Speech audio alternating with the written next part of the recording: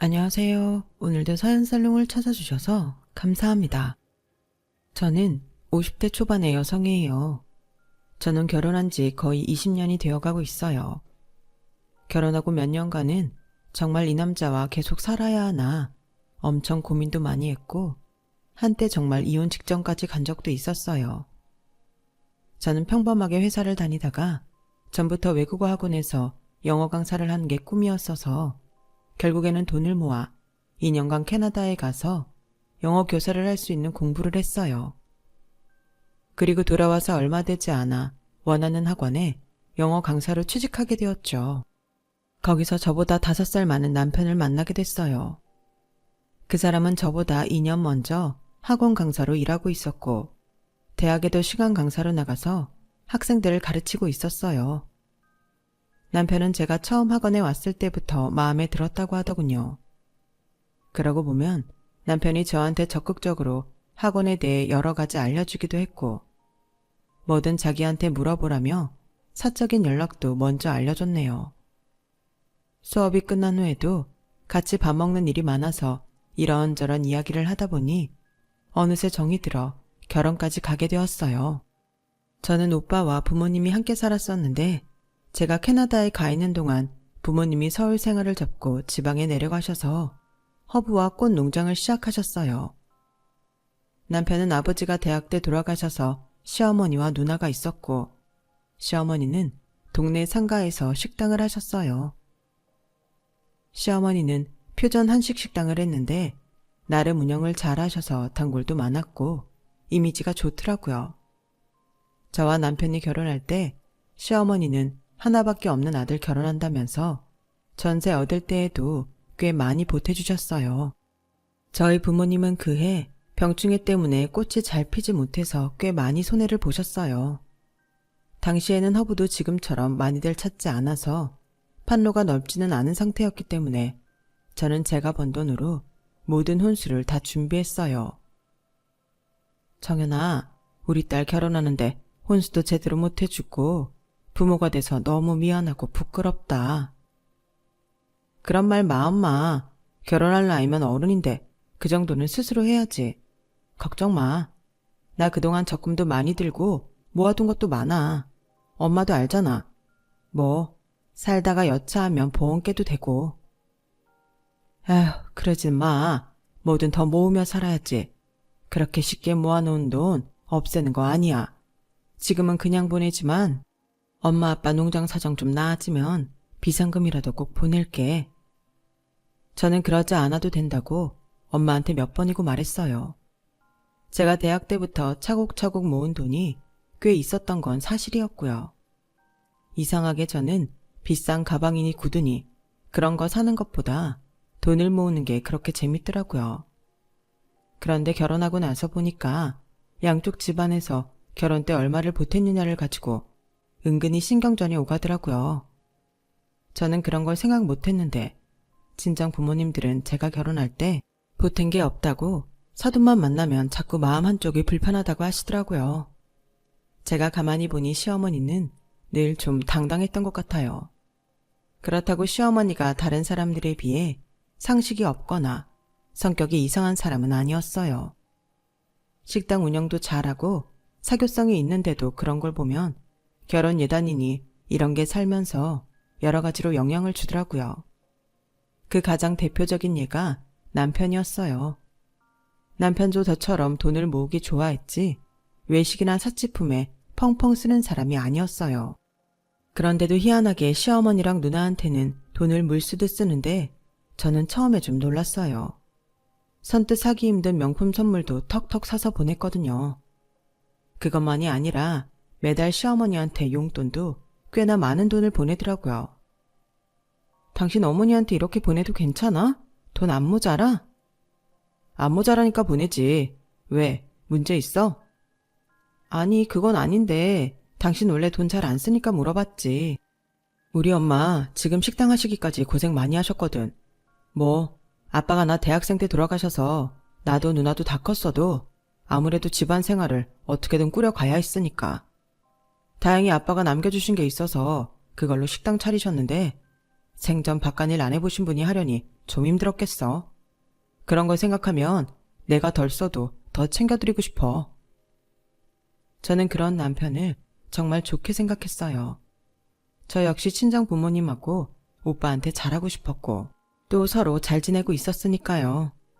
결혼 후에 제가 학원을 다른 곳으로 옮기긴 했지만 그래도 그 바닥이 그 바닥이라고 남편이랑 저랑 같이 잘 아는 사람들이 꽤 많았죠. 그래서 사실 집들이 할 때 편하기도 했어요. 한 번씩 나눠서 할 걸 한 번에 할 수 있었으니까요. 그래도 제 동창들, 남편 동창들, 또 다른 모임 친구들에서 집들이를 5번 정도 했던 것 같네요. 그러다 보니 각자 사온 선물이 겹치는 것도 있었고 이미 저희가 사서 쓰고 있는 것도 있더라고요. 그중 꽤 좋은 전자레인지가 있었어요. 저희가 산 거랑 모델하고 성능까지 똑같은 거였죠. 그걸 보자마자 엄마부터 생각나더라고요. 전에 친정에 갔을 때 벌써 산지 10년도 넘은 전자레인지를 쓰고 계셨던 게 괜히 마음 짠했거든요. 결혼하고 나니까 친정 엄마에 대한 마음이 더 애틋해지더라고요. 엄마 얼굴만 떠올려도 눈물이 핑 돌 때도 있고요. 그래서 전자레인지를 엄마한테 보내드리려고 한쪽에 잘 치워뒀어요. 다음날 우체국에 가서 택배를 보내려고 했죠. 그런데 아침에 보니까 전자레인지가 없더라고요. 혹시 남편이 치웠나 해서 제 강의 시간에 맞춰 학원에 갔을 때 남편을 만나서 물어봤어요. 저번에 집들이 때 들어온 전자레인지 못 봤어? 그거 친정에 보내려고 내가 따로 뒀는데. 내가 그거 우리 엄마 보내드렸는데 어차피 우리는 그거랑 똑같은 거 있으니까 엄마 쓰시라고. 남편도 똑같은 마음이었구나 하고 저는 잘했다며 알겠다고 했어요. 밤에 집에 돌아온 후 남편과 늦은 저녁을 먹으며 남편한테 말했어요. 저 진공청소기도 우리 청소기 좋은 거 있어서 잘 안 쓸 것 같은데 그건 우리 엄마 보내드릴게.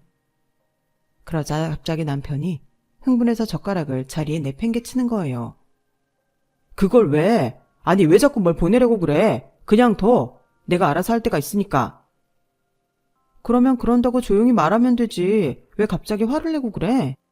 아니 무조건 뭘 친정에 보내겠다고 하니까 그렇지. 당신도 나한테 말없이 전자레인지 시댁에 보냈잖아. 왜 나는 그러면 안 된다는 거야? 나야 고생한 우리 엄마 불쌍하니까 그런 거고 당신네 부모님은 솔직히 전에는 고생 없이 사셨을 거 아니야. 그게 무슨 말도 안 되는 소리야. 어머니 혼자 되셔서 힘드셨을 거 나도 아는데 그래도 우리 부모님도 나랑 오빠 키우느라 고생 많이 하셨어. 그리고 우리 둘이 같이 받은 건데 꼭 당신한테만 들어온 것처럼 그러네? 솔직히 말해서 당신 친정이 우리 결혼할 때 크게 보탬이 된 게 없잖아. 그리고 진공청소기는 내가 다 따로 생각해 둔 게 있어서 그런 거야. 그러니까 그만 좀 따져. 저는 어이가 없었어요.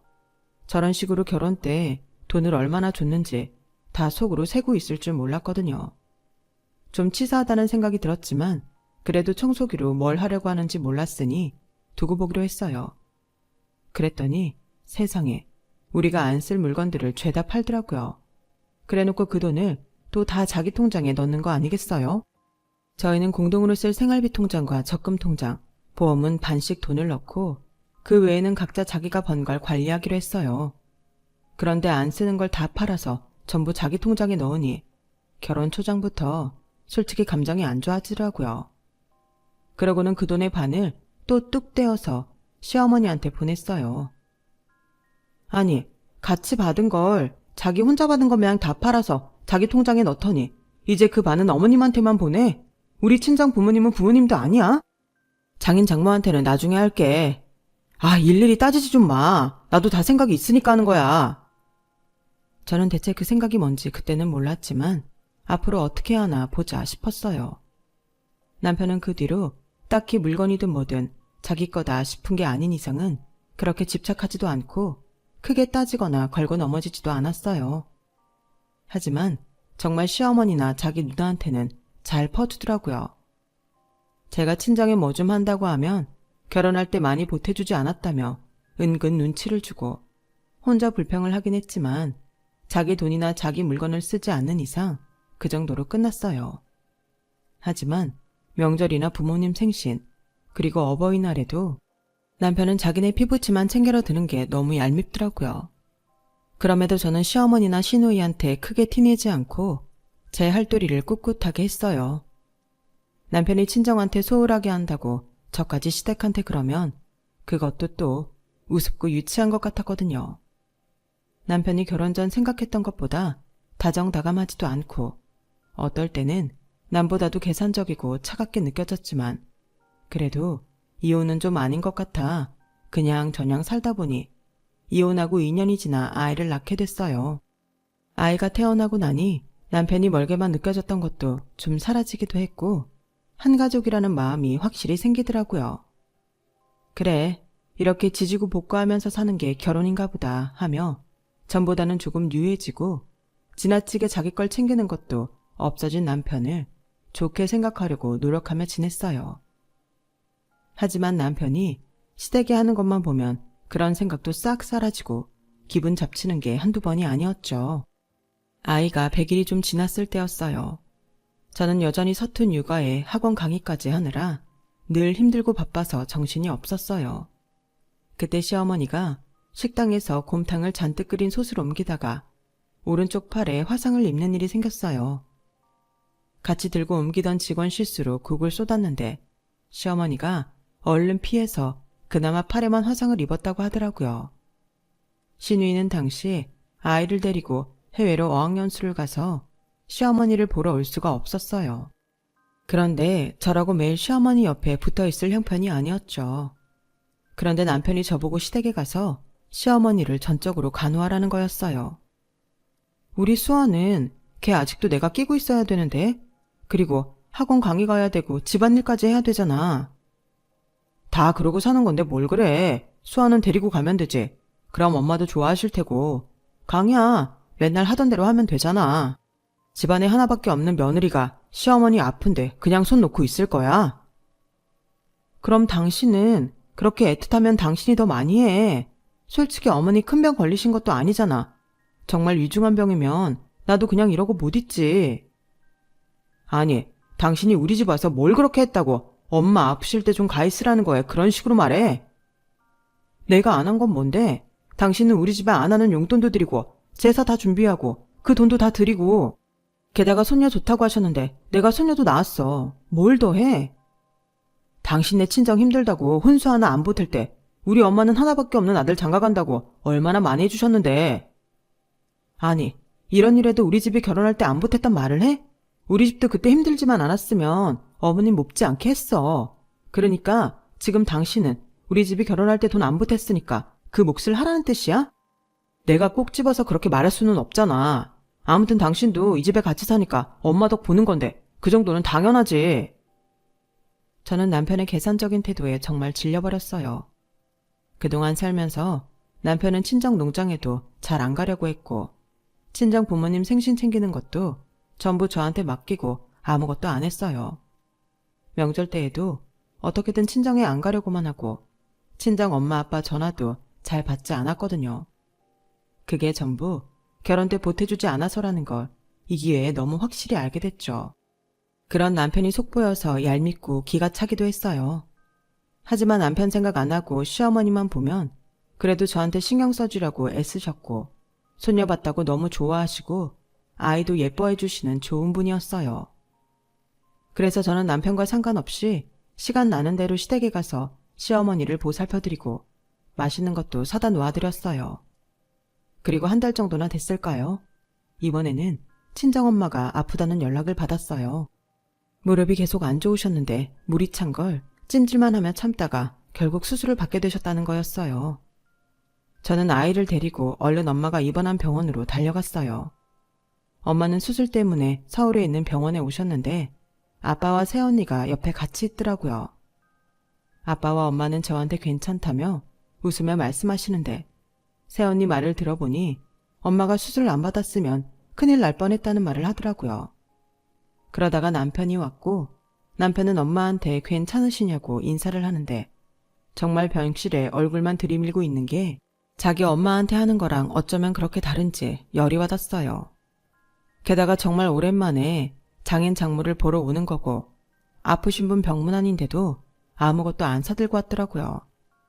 저는 집에 와서 엄마 생각이 자꾸 나기도 하고 남편이 친정 식구들을 홀대하는 것 같아서 눈물이 왈칵 쏟아졌어요. 그런데 남편이 이러는 거 아니겠어요? 뭘 그까짓 것 가지고 울어. 장인장모 두 분 다 정정하시더만. 울 일도 참 많다. 걱정 마. 무릎 수술로 죽는 사람 없어. 설마 하니 돌아가실까봐 울겠어? 두 분 다 나이 드셔서 점점 기운 빠지시는 게 보이는데 하나밖에 없는 사위는 인사만 하고 싹 돌아와 버리고 딸이라고 있는 게 하루 종일 엄마한테 붙어있지도 못하고. 그래도 두 분이 같이 계시잖아. 우리 엄마처럼 혼자 있는 것도 아니고 뭘 그래. 그리고 난 일이 많으니까 그렇지. 언제까지 학원 강의해야겠어? 학교 쪽 강의 잘해서 일자리 알아봐야지. 정말 너무 얄밉게 자기 좋을 대로 말하는 남편이 꼴보기 싫어서 저는 다음날 강의를 모두 휴강하고 하루 종일 엄마 옆에 있었어요. 자기 엄마 아플 때는 아예 시댁에 가서 있으라더니 우리 엄마는 입원까지 했는데도 저런 식으로 무관심하게 나오니 저라고 어디 기분이 좋겠어요. 결혼할 때 돈 안 보태줬다는 걸 갖고 언제까지 저럴 건지 정말 한심하기도 해서 똑같은 사람 안 되려고 노력했지만 가만히 있자니 저도 너무 속이 터져서 병이 날 것 같더라고요. 저는 엄마 병실에 하루 종일 아이와 함께 있으면서 남편한테는 문자로 밥은 알아서 챙겨 먹으라고 했어요. 그런데도 남편은 자기 밥 안 챙겨주는 것만 불평하고 장모님 좀 괜찮냐는 말 한마디를 안 하더라고요. 엄마가 퇴원할 때도 남편은 학교에 가봐야 한다며 오지 않았어요. 저하고 오빠 새언니 그리고 조카까지 다 와 있는 자리였는데도요. 사실 새언니는 대기업 법무팀에서 일하고 있어서 굉장히 바쁜데도 자주 엄마를 찾아와서 보살펴줬고 병원비도 많이 보태줬어요. 그러다 보니 부모님도 남편한테 은근히 섭섭해하는 게 보였어요. 저는 집에 와서 남편한테 한 소리 했어요. 당신네 엄마 팔 되었을 때는 결혼식 할 때 돈 많이 보태줬다고 나한테 시댁 가서 있으라고 했잖아. 우리 부모님은 결혼 때 아무것도 못 해주셨다고 당신 계산적으로 나오는 거 다 알아. 나 이번에 인센티브 받는 거 그건 내 거니까 신경 쓰지 말라고 하려고 했는데 내가 그거랑 보험 하나 해약해서 어머니가 주신 돈 드릴 테니까 다시는 그런 식으로 말하지 마. 그건 뭐 당신이 알아서 하고 내가 언제 돈 돌려달랬나? 자꾸 결혼할 때 돈 안 해줬다는 말만 앵무새처럼 몇 년째야. 제가 소리를 꽥 지르자 남편은 입을 다물었어요. 저는 인센티브와 보험을 해약해서 시어머니 통장에 그냥 보내버렸어요. 그러자 시어머니한테서 전화가 오더라고요. 야, 이게 무슨 돈이니? 갑자기 웬 이런 큰 돈을 보냈어? 어머니, 그 돈 저희 결혼할 때 보태주신 돈이잖아요. 이제 저희가 다 감당할 수 있으니까 돌려드리는 게 맞는 것 같아서 그 사람하고 얘기 다 하고 보내는 거예요. 시어머니는 잠시 아무 말씀 안 하시더니 이윽고 현우한테 섭섭할 때도 있고 결혼 생활이 생각보다 힘들 때도 있을 거다. 근데 사는 게 다 그래. 현우가 좀 부족한 데가 있겠지만 네가 성품이 좋으니 너한테 부탁을 하고 싶구나. 우리 아들 잘 부탁한다. 시어머니가 뭔가 아시는 것처럼 말씀하시는데 저도 거기에 대고 남편이 양쪽 집을 차별한다는 말은 차마 못하겠더라고요. 그런데도 남편은 늘 시댁에는 온갖 것을 다 해주고 제가 친정에 신경이라도 쓰라고 하면 너도 결혼했으니 이제 이 집 사람이라며 친정 신경 좀 끄라고 하는데 이게 무슨 60년대도 아니고 어이없을 때도 많았어요. 저는 친정이 시댁보다 잘 살면 남편이 저럴까 싶어서 속상하고 화가 날 때가 한두 번이 아니었어요. 그럴 때마다 저한테 남편 잘 부탁한다는 시어머니가 떠올랐고 이혼을 생각할 때에는 아이가 걸려서 참게 됐어요. 남편이 아이한테는 잘했고 이혼이 당사자들 뿐 아니라 자식들한테도 상처라는 말을 많이 들었거든요. 그렇게 화도 냈다가 속상해하기도 하며 아이가 5살이 됐고 그 애의 남편이 정말 사람 뒤집는 일을 벌이고 말았어요. 시어머니와 친정아빠 생신이 하루 차이였기 때문에 그 즈음에는 늘 부모님 선물이 신경 쓰였어요. 남편이 그 해에 학교에 정식으로 임용이 돼서 전보다 더 안정된 생활을 할 수 있었죠. 남편은 기분이 좋았는지 시어머니 생신날 우리나라에서 손꼽히는 호텔 레스토랑을 예약하고 명품 옷까지 사드리더라고요. 원래 자기 집 식구들한테는 끔찍한 사람인데 전임 강사까지 됐으니 얼마나 좋으면 저럴까 싶어서 내버려 뒀어요. 다음날 친정아빠 생신은 새언니가 부모님 여행 보내드린다고 티켓하고 호텔까지 전부 예약해서 밥은 저희가 사기로 했거든요. 저는 남편이 여기는 아니어도 좀 신경 썼으려니 했어요. 그리고 시어머니 생신날 레스토랑에서 밥을 먹은 후 남편이 화장실에 간 사이에 시어머니가 이러는 거였어요. 이렇게 신경 많이 써줘서 고맙다. 현우가 저렇게 전임으로 학교 간 거 다 네가 내줘 잘한 거야. 근데 선물도 넘치게 받고 밥도 좋은 데에서 먹었는데 뭔 돈까지 그렇게 보냈어. 500만 원씩. 그럴 여유가 있었어? 저는 금시초문이지만 그냥 태어난 척하며 말했어요. 아, 그랬군요. 어머니, 저희 아직도 공동생활비 빼고 각자 버는 건 각자 쓰니까요. 어머니 드릴만 하니까 드렸겠죠. 저는 그렇게 그 자리를 마무리했고 남편이 친정 아빠한테도 이번에는 어느 정도 해드릴 거라는 기대를 했어요. 그런데 저는 남편이 예약했다는 식당을 보고 기절하는 줄 알았어요. 그냥 동네에 좀 큰 고깃집이었던 거예요. 고깃집이 나쁘다는 건 아니지만 자기 엄마하고 너무 차이가 나잖아요. 시어머니 생신 파티한 레스토랑도 반반씩 냈고 친정아빠 생신 식사도 그러기로 했는데 이건 아니다 싶었어요. 그래서 저는 수소문을 해서 경기도에 있는 유명한 장어구이집을 예약했고 친정 부모님한테도 집에서 거기로 곧장 오라고 했어요. 그렇게 친정 가족과 함께 밥을 먹게 됐을 때에도 남편은 선물 하나 사오지 않고 입으로만 생신 축하드린다고 하더군요. 뭐 시어머니 옷 사주는데 제가 보탠 건 없으니 친정 아빠 선물은 제 돈으로만 해도 상관없었어요. 그런데 저희 아빠한테는 용돈 하나도 안 보냈다는 게 그렇게 섭섭할 수 없더라고요. 네, 그것도 지 돈으로 한 거니 저도 제 돈으로 용돈 드리면 되죠. 하지만 음식점은 그러지 말아야 했어요. 저는 집에 와서 남편과 대판 싸움을 벌였어요. 당신 어머니 입은 입이고 우리 부모님은 주둥이야? 똑같은 생신이고 반씩 내는 식사 자리인데 어떻게 그렇게 차별을 해? 아니 뭐 보니까 형님네가 알아서 잘 하시더만. 그리고 맨날 시골에서 농사만 하시는데 그런 호텔 안 어울리잖아. 야, 너 진짜 이럴 거야? 어떻게 이렇게 한결같이 양쪽 집을 차별하며 사니? 아직도 우리 부모님이 결혼 때 아무것도 못 해주신 거 생각하고 있냐? 너 솔직히 말해봐. 그것만도 아니지? 그냥 우리 집이 우스운 거지? 그런 거 아니고 진짜 장인 장모님은 레스토랑 음식 입에 안 맞으실까봐 그랬다니까. 나도 이제 나이 들고 조금 처가의 마음도 열렸어. 진짜라니까. 꼭 돈을 들여야만 좋은 건 아니잖아. 라면서 능구렁이 같이 넘어가는데 갈수록 단수가 높아진다 싶더라고요. 저는 진짜 이혼을 심각하게 고민하며 지냈어요.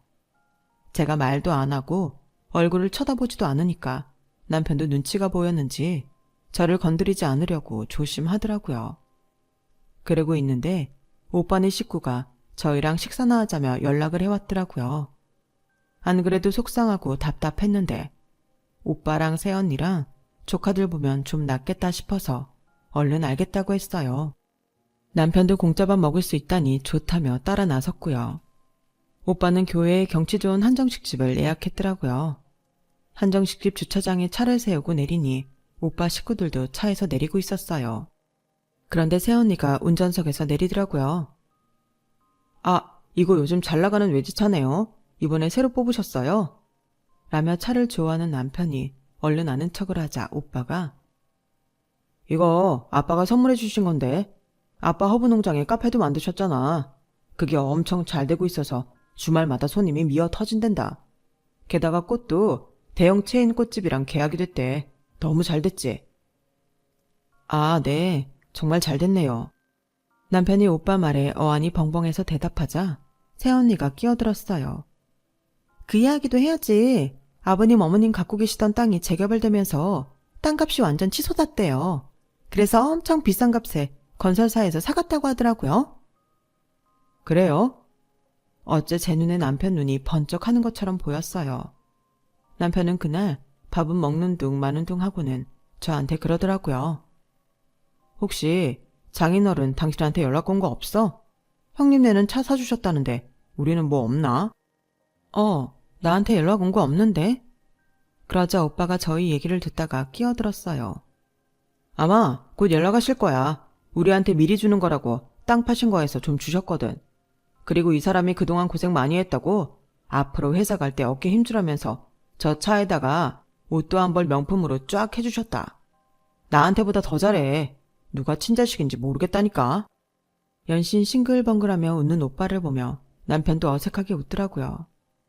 사실 저한테 친정엄마 전화가 오긴 왔었어요. 오빠랑 새언니한테 선물이랑 돈 보내는데 뭐 해주고 싶다며 남편은 뭘 좋아하냐 하시더라고요. 저는 그만 화가 나서 제 소개말을 그대로 해버렸어요. 절대 해주지 마. 지네 집 식구들밖에 모르고 처가알기를 우습게 아는 사위 해주긴 뭘 해줘. 그동안 지가 한 게 있는데 뭘 바라면 웃긴 거지. 그 인간이 엄마 아빠 나 결혼할 때 힘들어서 돈 보태주지 못한 거 아직도 울고먹는다고. 그걸 빌미로 친정에 뭐 하나 하는 것도 얼마나 싫어 눈치 주는데. 절대 해주지 마. 아니 내가 싫어. 나 진짜 이혼하고 싶다고. 제 말을 들은 친정엄마는 잘 알겠다고 하시고 전화를 끊으셨어요.